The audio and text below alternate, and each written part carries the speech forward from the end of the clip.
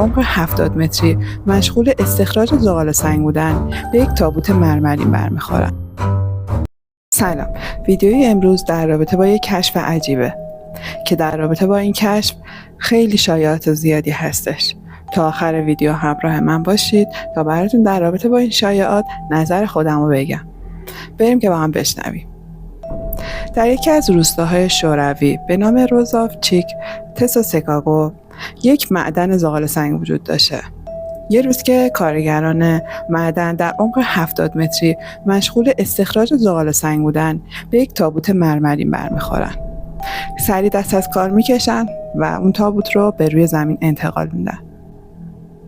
کارگران بلافاصله شروع میکنن به باز کردن تابوت، ولی از اونجایی که این تابوت دیگه فسیل گرفته بوده روش، شروع میکنن ضربه زدن به لبه های این تابوت و همینطور که ضربه میزدن به خاطر حرارت خورشید هم که به این تابوت میخورده، اون فسیلا همراه با اون ضربه ها آب میشه و در تابوت بالاخره باز میشه و چیزی که همگان میدیدن باعث متعجب شدنشون شده بوده. وقتی که در تابوت رو باز میکنن، جسد سالم یک زن فوق‌العاده زیبا رو میبینن که داخل یک مایع شفاف کریستالی آبی صورتی بوده. موهای این زن مجعد بوده، دستهای کشیده و ناخن‌های مرتب داشته. یک پیراهن سفید تنش بوده که تا پایین زانوش میرسیده. آستین‌های این پیراهن کوتاه بودن و روی اون یک سری گلدوزی‌های خیلی خوشگل بوده. میگن که چهره این زن حدوداً 30 سال داشته و اینکه این زن چشمان آبی داشته و با چشمان نیمه باز بوده و انگار که به یک خواب عمیق فرو رفته بوده.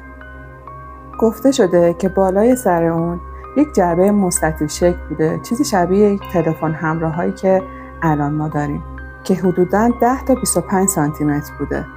پس از حدود 10 ساعت که این در تابوت باز بوده و همه می اومدن بدیدنش، بالاخره به مرکز گزارش میدن که ما یک تابوت پیدا کردیم.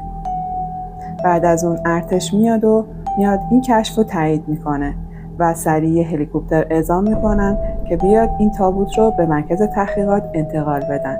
ولی از اونجایی که این تابوت خیلی سنگین بوده، زمانی که داشتن این تابوت رو انتقال میدادن، تصمیم میگیرن که بیان مایعی که داخل اون تابوت بوده رو از داخلش خارج کنن برای اینکه راحت‌تر بتونن اونو حمل کنن.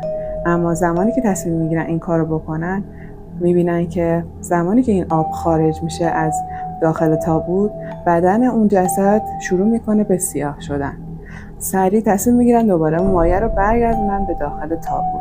وقتی که این کارو دوباره انجام میدن، جسد به حالت اولیه خودش برمیگرده و گونه‌ها دوباره سرخ میشه و این باعث شگفت زده شدن همه میشه.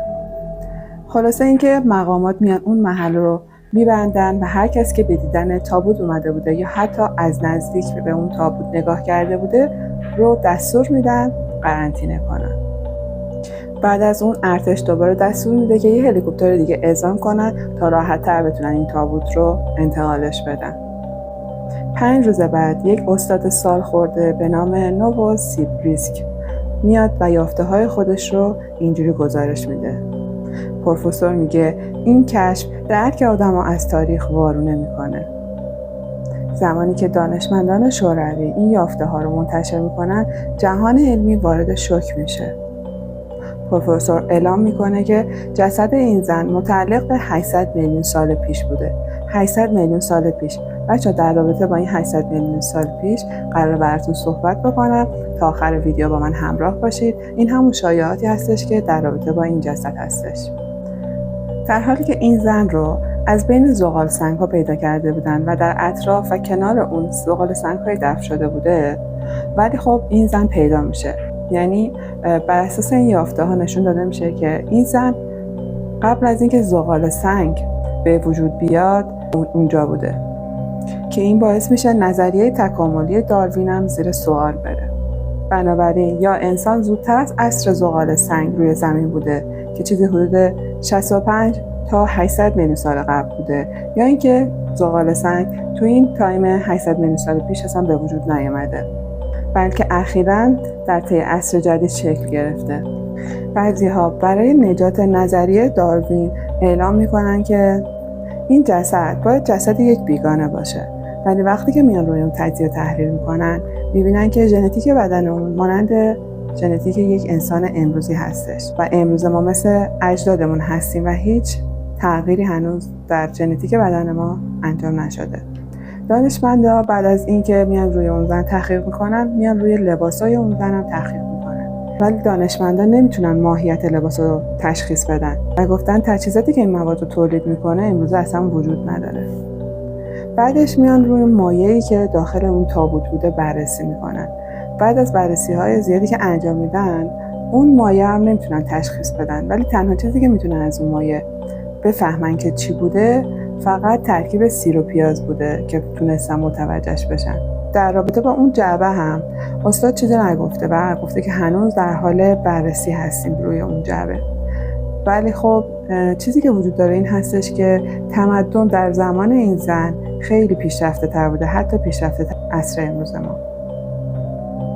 خب بچه‌ها، این کشفی که در مورد صحبت کردم تا همینجا تحقیقات روش انجام شده، اما چرا حالا دارن میگن که 800 میلیون سال پیش این جسد زندگی میکرده؟ اگر که بدونید کره زمین 4 میلیارد سال پیش به وجود اومده و بعد از اینکه به وجود اومده، بعد از 3000 سال بعدش کره زمین فقط دود بوده و آتش و خاک، و بعد از اینکه طوفان‌ها شروع میشن کوه‌ها و دریاها به وجود میان. حالا اینکه 240 میلیون سال پیش دایناسورها وجود داشتن و بعد از اون تا 66 میلیون سال بعدش هم وجود داشتن، ولی بعدش منقرض میشن. حالا میخوام در رابطه با این شایعاتی در رابطه با این کشف هست صحبت کنیم. همونطور که گفته شد، پروفسور گفته بود که عمر این جسد به 800 میلیون سال قبل باز میگرده، در صورتی که 240 میلیون سال پیش روی کره زمین تنها کسایی که وجود داشتن همین دایناسورها بودن. پس ما نمیتونیم بگیم که 800 میلیون سال پیش انسان‌های زندگی میکردن و همین باعث تعجب همگان شده. به نظر من فکر میکنم پروفسور اومده سن جنس اون تابوت که از سنگ مرمر بوده رو تخمین زده. بعید میدونم که جسد متعلق به 800 میلیون سال پیش بوده باشه. به خاطر همین هر جا که در رابطه با این جسد صحبتی میشه، همه میگن که 800 میلیون سال پیش اصلا انسانی زیست نمی‌کرده.